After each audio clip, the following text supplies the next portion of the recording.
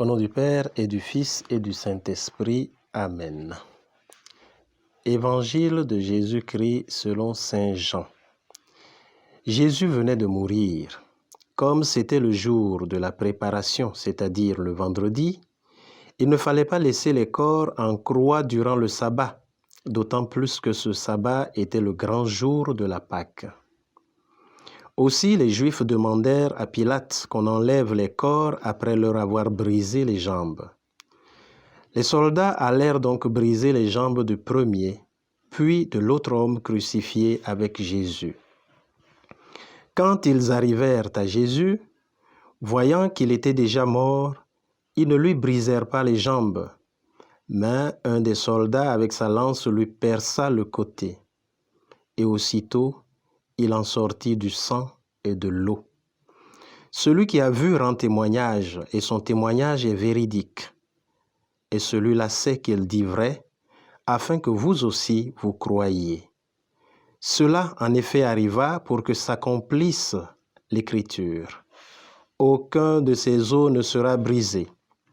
Un autre passage de l'Écriture dit encore, ils lèveront les yeux vers celui qu'ils ont transpercé. Acclamons la parole de Dieu. Louange à toi, Seigneur Jésus.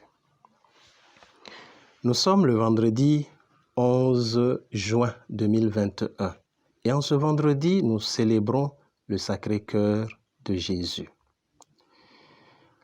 Le Sacré-Cœur de Jésus nous parle de l'amour de Jésus pour l'humanité. Dans l'évangile que nous venons d'entendre, Luc nous parle de la mort de Jésus sur la croix. En effet, Jésus lui-même le dit, il n'y a pas de plus grand amour que de donner sa vie pour ceux qu'on aime. Jésus a accompli véritablement cette parole en acceptant de mourir sur la croix. Et comme témoignage de cette vérité, un soldat lui transperce le côté, touche son cœur et il en sort de l'eau et du sang. Ce sont des signes qui pourrions-nous dire qui sont naturels pour quelqu'un qui est mort. Mais au-delà de cela, c'est véritablement le signe des sacrements, comme le disent les pères de l'Église, notamment le sacrement du baptême pour l'eau et l'Eucharistie pour le sang. Voilà pourquoi l'amour du Seigneur se manifeste dans l'amour que nous avons pour les sacrements. L'amour du Seigneur se manifeste dans notre capacité à accueillir la grâce que le Seigneur nous donne à travers ces sacrements. Un autre élément que nous pouvons ajouter, c'est que de son côté, d'où sortent l'eau et le sang, vient aussi l'Église. L'Église naît du côté de Jésus.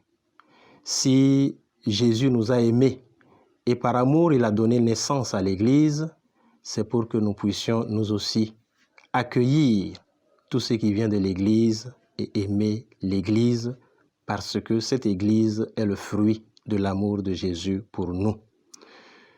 Mes chers frères et sœurs, accueillons l'Église, accueillons les sacrements, puisque c'est le signe de l'amour de Jésus pour nous. Amen.